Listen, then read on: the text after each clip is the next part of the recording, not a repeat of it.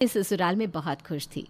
आखिर उसे उसके सपनों का ससुराल जो मिल गया था। अरे सपना बहू कहाँ रह गई? जल्दी से आ, सीरियल देखने का समय हो चुका है। बस माँ जी 5 मिनट और, मैं हमारी चाय बनाकर ला रही हूँ। फिर हम दोनों सास बहू साथ में बैठकर सीरियल देखेंगे और उसके मजे लेंगे। अच्छा बहू, चाय के साथ नमकीन भी रख लेना, जैसे मूवी के साथ पॉपकॉर्न होता है ना। दोनों सास बहू सीरियल देखने से पहले अपनी चाय लेकर बैठ जाती हैं और अब चंदा और सपना चाय के मज़े लेकर अपना फेवरेट सीरियल देख रही होती है। तभी उसके घर की बेल बजती है। अरे इस वक्त कौन आ गया? माँ जी मैं देखती हूँ। इतना बोलकर सपना दरवाज़ा खोलती है और देखती है कि उसके घर के बाहर उसकी पड़ोसन सीमा आंटी हाथ में कटोरा लिए खड़ी है। अरे आंटी आप, वो भी इस वक्त, सब ठीक तो है? हाँ हाँ सब ठीक है। वो अचानक से ना मेरे घर मेहमान आ गए हैं और चीनी ख़त्म हो गई है। चाय बनानी थी, थोड़ी सी चीनी मिलेगी?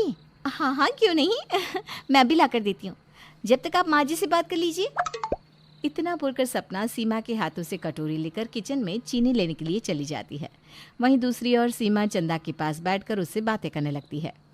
जो भी कहो चंदा बहन, बहू तो तुमने लाखों में एक पाई है। किस्मत से मिलती है इतनी अच्छी बहू। पर तुम अपनी बहू से घर के काम क्यों नहीं करवाती? अरे बताओ, शाम की 6 बज गई और तुम दोनों सास बहू टीवी देख रही हो। ये नहीं कि खाने की तैयारी करो। तुम्हारी बहू को मैंने वैसे कभी काम करते नहीं देखा। ऐसा नहीं है सीमा बहन, मेरी बहू ने ही सारा घर संभाला हुआ है।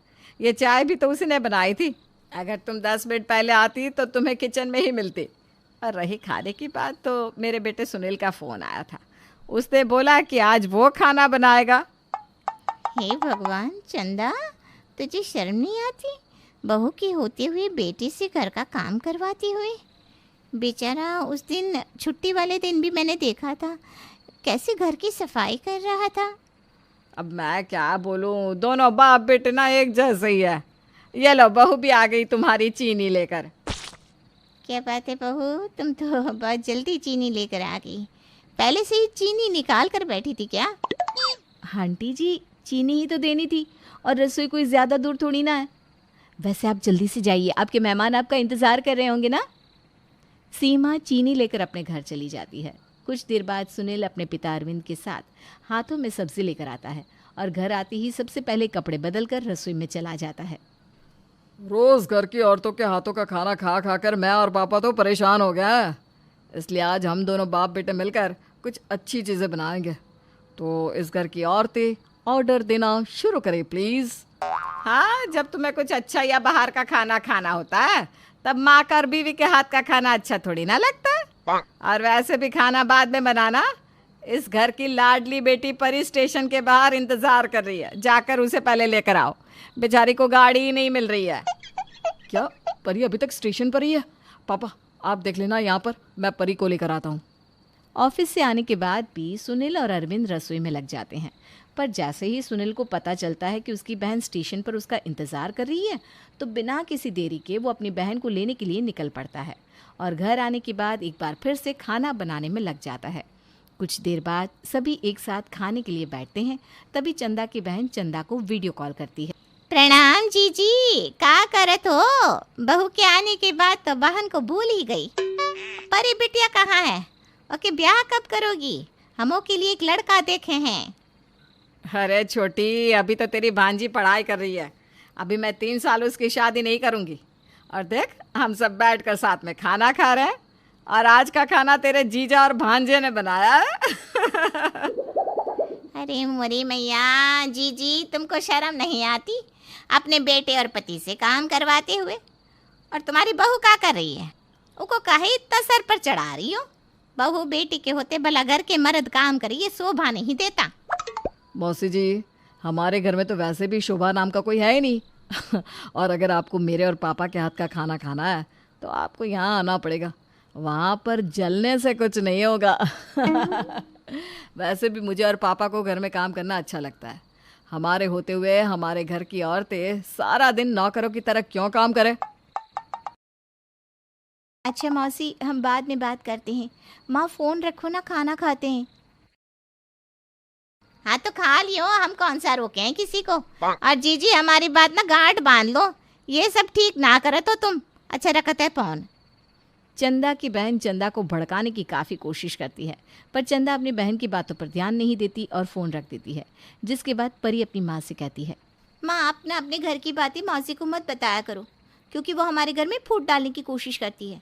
हमारे घर की औरतों को आराम मिलता है वो इसलिए क्योंकि हमारे घर के मर्द हमारी मजबूरी को समझते हैं, लेकिन ये बात वो नहीं समझेंगी। देखा कैसे आपको भड़काने की कोशिश कर रही थी। ऐसा नहीं बोलते परी बेटा, वो तेरी मौसी है। वो गांव में रह रही है ना, इसलिए उसकी सोच गांव वाली है, और उसके भड़कावे में कौन सा मैं आ गई है। अच्छा चलो अब खाना खाओ, सुनील और अरविंद जी ने बहुत प्यार से बनाया है। अब पड़ोस के लोग भी चंदा को भड़काने की कोशिश करते हैं, पर चंदा किसी की बातों में नहीं आती।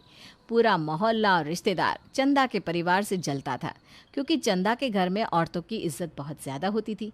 सुनील और अरविंद दोनों ही अपने घर की औरतों को सर आंखों पर रखते और उन्हें बराबर का दर्जा दिया करते। ऐसे ही एक दिन, सपना तुम्हें तो बहुत तेज़ बुखार है, चलो हम डॉक्टर के पास चलते हैं। अच्छा आप मुझे डॉक्टर के पास लेकर जाओगे तो ऑफिस कौन जाएगा? आप ऑफिस जाओ, मैं आपके लिए नाश्ता लगा देती हूँ और माँ जी के साथ दोपहर में दवाई लेने के लिए चली जाऊँगी। ठीक है, जाओ बनाओ नाश्ता, पर पापा ने सुनाया ना तो फिर मुंह बनाते हुए मेरे पास मत आना।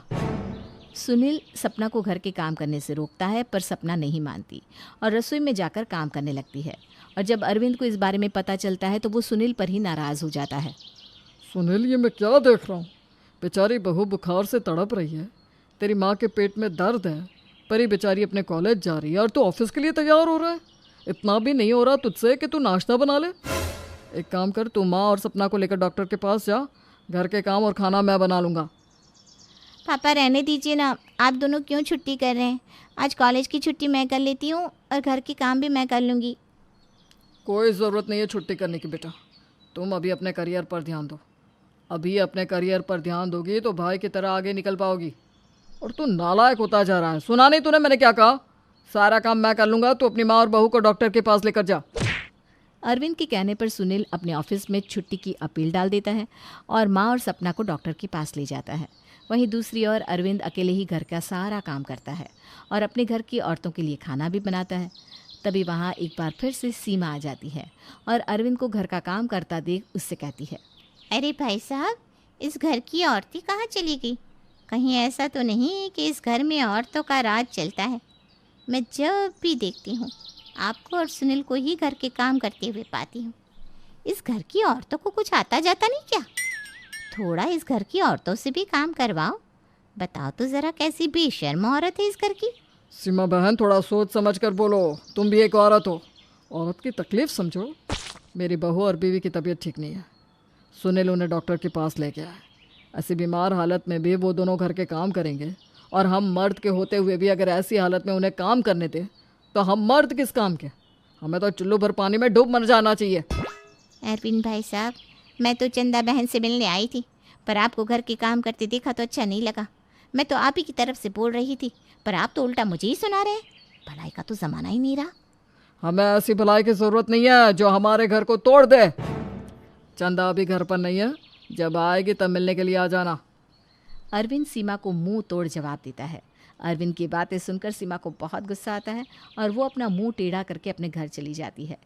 लोगों के भड़काने के बाद भी अरविंद के घर में कोई कलेश नहीं होता और वो लोग इसी तरह से एक साथ हंसी खुशी रहते हैं।